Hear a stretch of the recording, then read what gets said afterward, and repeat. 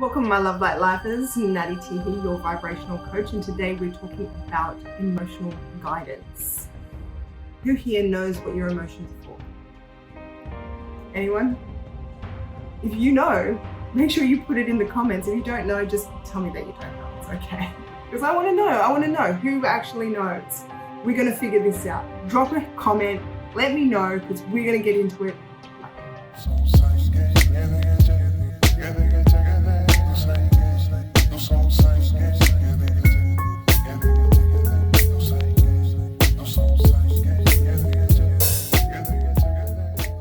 Welcome to my returning subscribers. Thank you so much for being here. I love you all. Thank you if you have just turned up. Hey, welcome. Glad you're here. Hope you stick around. Today, we are talking about emotional guidance. Do you use your emotional guidance system, or are you one of those people who are like, emotions, oh my God, I wish I could get rid of them? It's terrible, but I must say there was a point in my life where I actually thought this way. They kind of get in the way sometimes, don't they?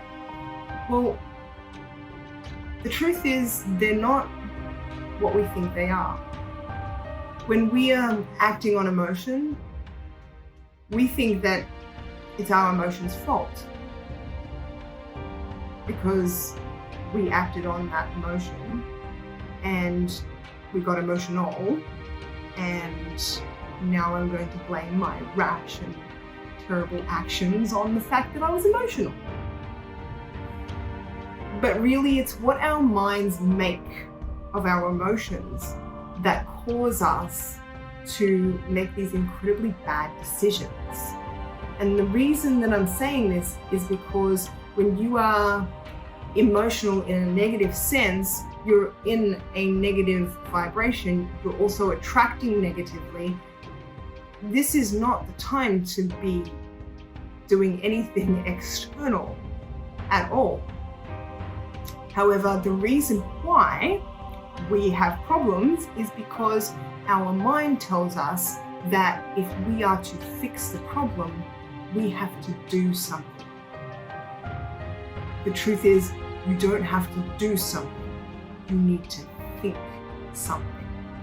Okay? If you're not feeling like you are crushing it, don't act. Or at least don't do anything extreme. Okay?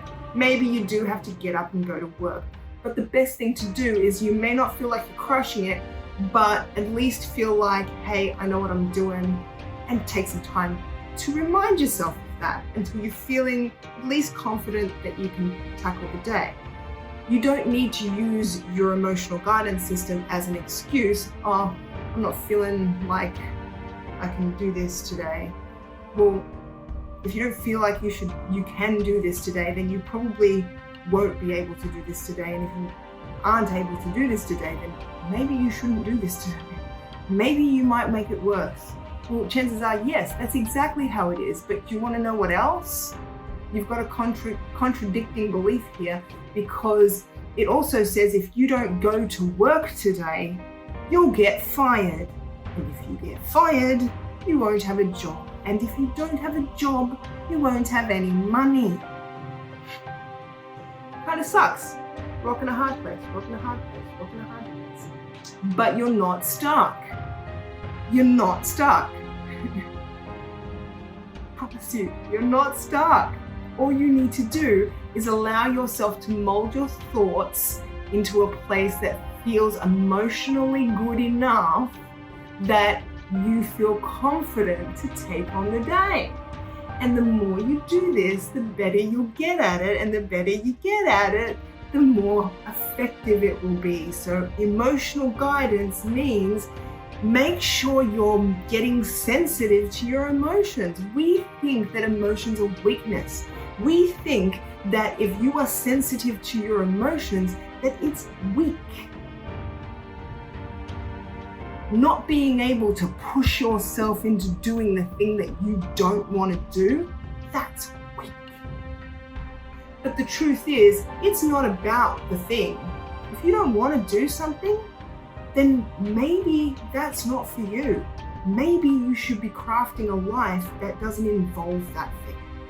You know, if you don't like cleaning your house, then craft yourself a life where you have a house cleaner. But for now, you've got a choice. If you want to be receptive to your emotions, you have to be sensitive enough to know when they're heading off on their own. They're not, like newsflash, they're not heading off on their own. You're doing it. You're just not aware you're doing it. But this is what it's going to feel like when it happens. You're just going to wake up on this thought train like, how did I get here? And the only reason you're going to wake up there is because the emotions that come along with that thought train and where that thought train is heading are so negative that you're like, how did I get here?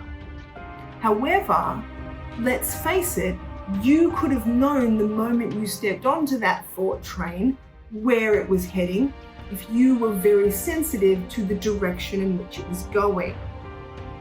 In other words, you don't just become enraged. It builds. It might seem like, oh, it's just happening now, but you know, this is what we call a trigger. You know what I'm talking about. You got them, we got them, everybody's got them. That trigger, it's like you can be like the most happiest, chillest, like coolest person in the room, and then somebody says one word and that one word triggers you and you're like a Hulk. You are like ripping stuff off, like fixings off the wall, like ah! That angry, from smiley happy to that angry, that's a trigger. But what we're talking about here is momentum. In other words, you jumped onto that thought train, but your thought train on that particular subject is moving like 500k an hour in the angry direction. And so as long as you stay off that thought, off that train, you're happy-go-lucky. But the moment you get onto that train, Hulk mode, okay? That's a trigger. And your emotional guidance can tell you before you get to 500k an hour in the angry direction. If you've got some triggers, you may have to do some reprogramming, which we'll talk about too. But for this particular guidance, you need to notice. In other words, when you start to feel slight discomfort, that's the time for you to actually stop and go, all right, what train am I on? What direction are we going? Because when you're at mild discomfort, you will, the fact that it's not a very intense emotion is your indication that it's not, that particular momentum is not very fast. So you can pivot. You can pivot. You can stop and you can maybe take a few breaths. Breaths? No, breaths. You can take some breaths too if you want. I don't know what you'll do with them, but you know, then again. But what I'm talking about is that momentum, you can slow it down. It's quite easy. Once you get going 500k an hour, nothing's going to stop you from tearing the fixings off the wall. Okay? So you want to slow that one down before you actually get on that thought train. Okay? But what we're talking about are those, that guidance. And your guidance is telling you, if the thought makes you feel a little bit better, guess what? You're on the right track. If the thought makes you feel a little bit worse, you're on the wrong track. If it doesn't move you at all, then maybe just try something else. So this particular method is just knowing that that gap between the you that is the frequency of everything you want and is living your best life, that's attracting that, and the frequency that you are, when there's a gap, emotion. The worse the emotion, the bigger the gap. The better the emotion, the smaller the gap. Close the gap, manifest the thing. Easy as that. So I'm going to say thank you for joining me today. Hope you enjoyed today's video. I will see you tomorrow.